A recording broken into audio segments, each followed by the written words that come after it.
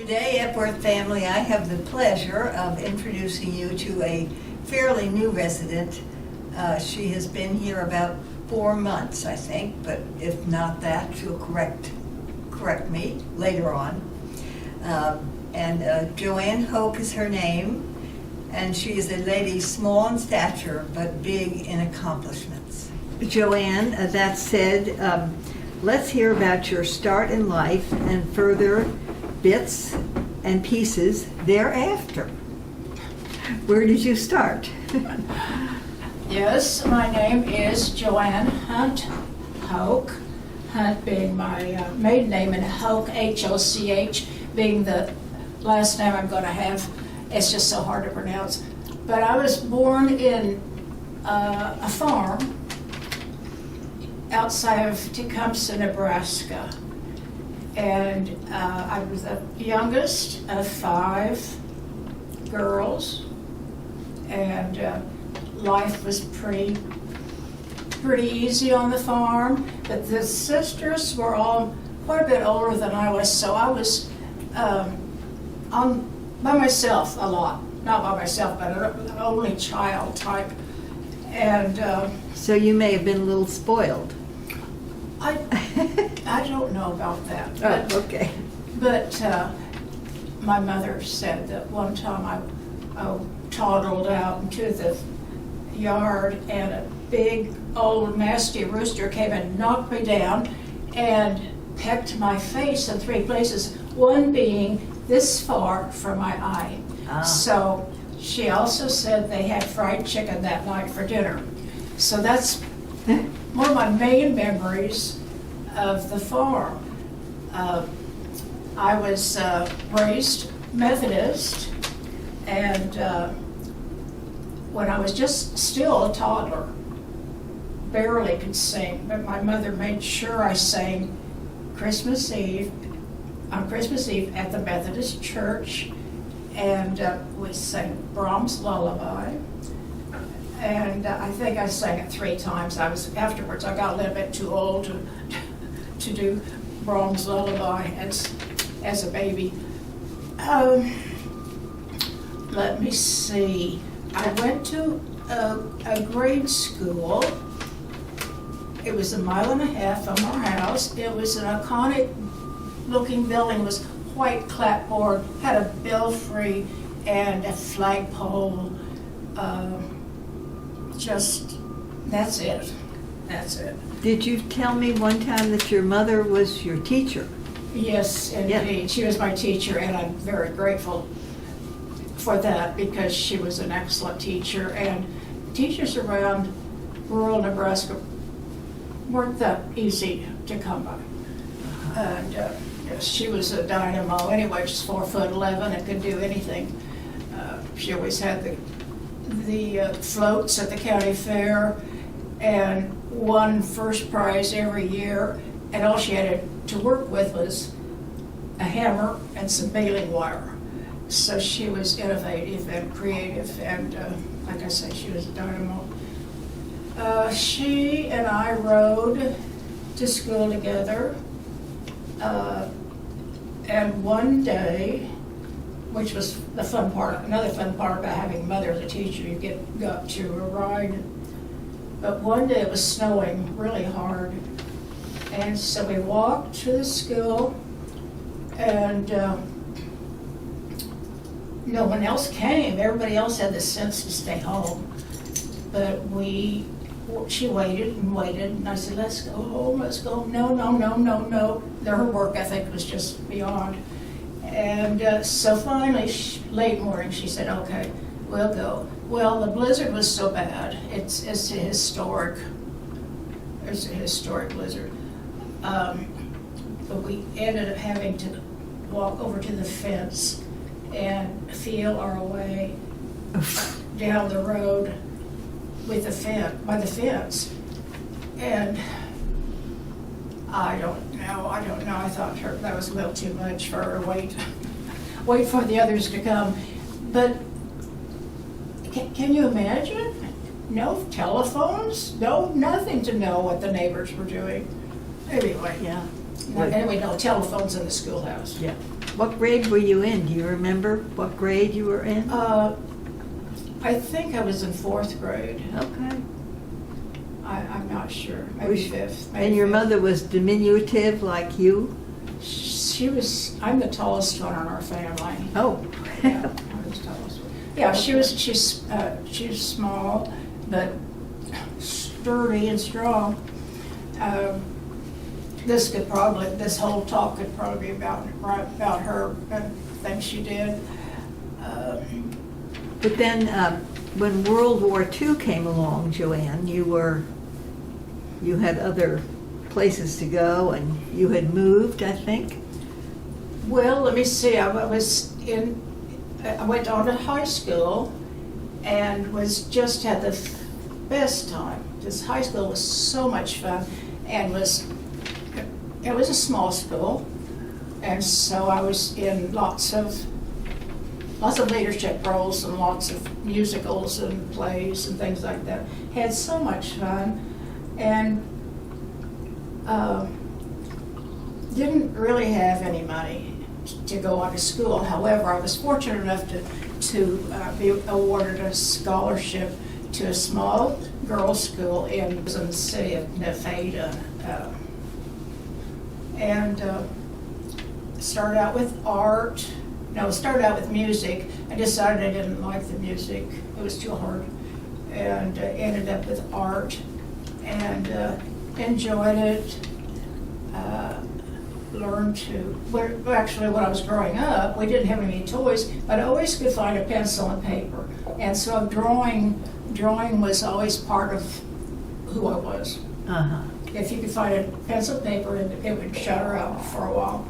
Yeah. So, Well, one of your wonderful childhood memories, I think, was when your sisters had all left. They'd gone to Lincoln. yeah, my Lincoln, sisters had all gone Nebraska to for Lincoln work. because to work at Lincoln Air Force Base was very active, and so they were up there getting jobs and starting their future. But this was before you were in high school, and your mother, Yes. you wanted to visit your sisters, so you went by bus. I think your mother put you on a bus. Oh, yes. Oh, my goodness, yes. There was an old bus that stopped at Tecumseh, Nebraska, and Lincoln was 64 miles. You know, that's just a little over a mile. I mean, an hour. But you could get on the bus, I think a dime or 20 cents, and ride to Lincoln. It took 2 hours. And I would go, well, my mother put me on the bus one time. I remember I had a little snowsuit on. I was young. Yeah. And I got off the bus and toddled over to the state capitol where my sister worked, and found out where her office was.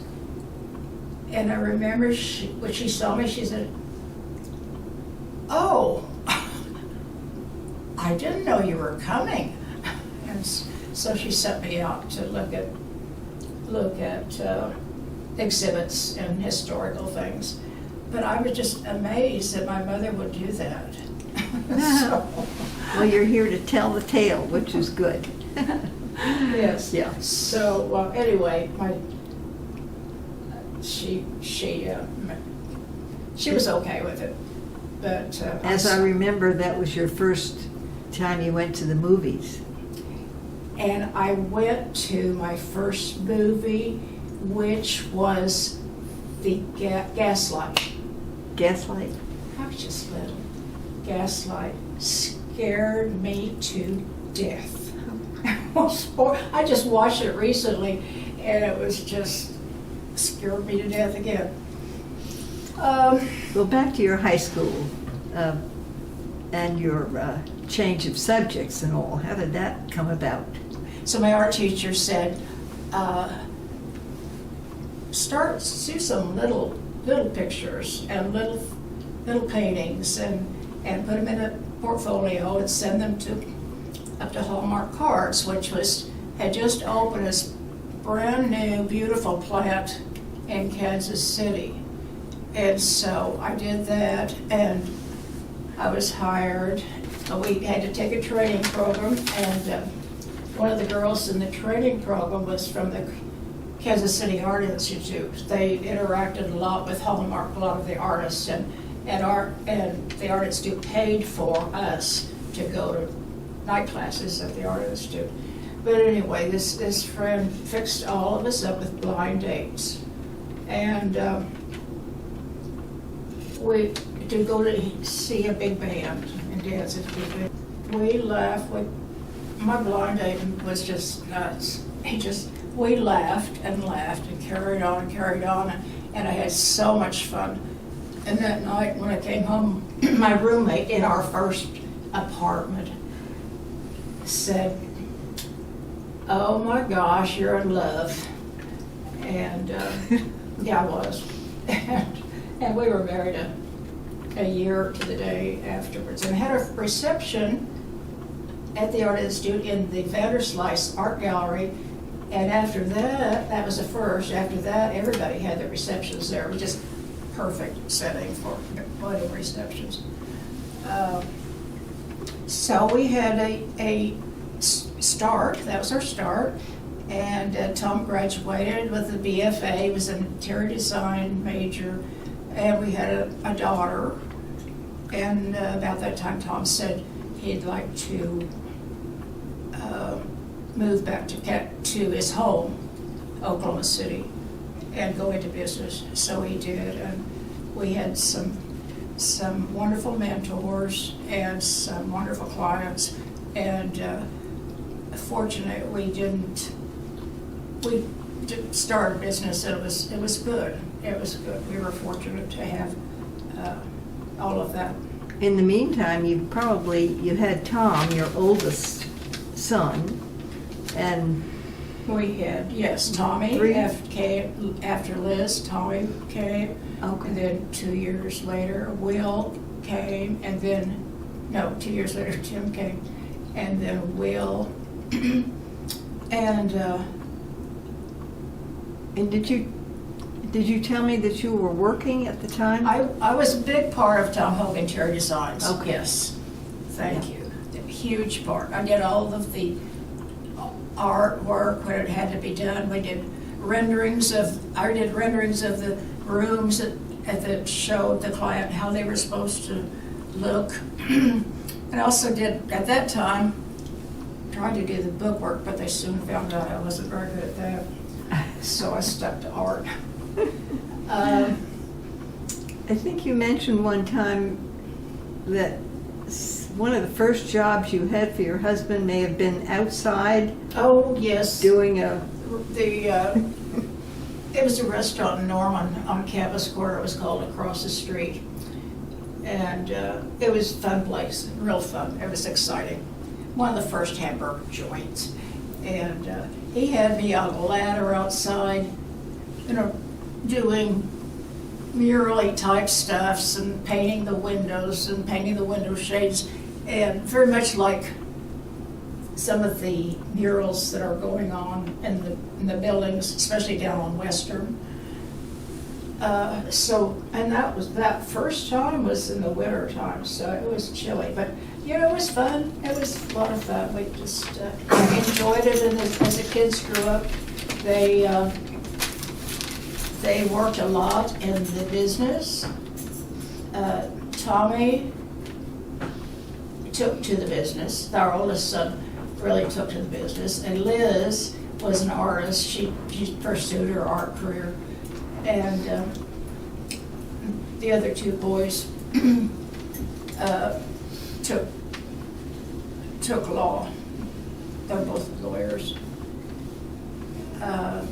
But Tommy has taken Tom Hoch Interiors, and it was doing nicely. We had work from northern United States, just southern United States, and lots of states in between. We just had lots of good work.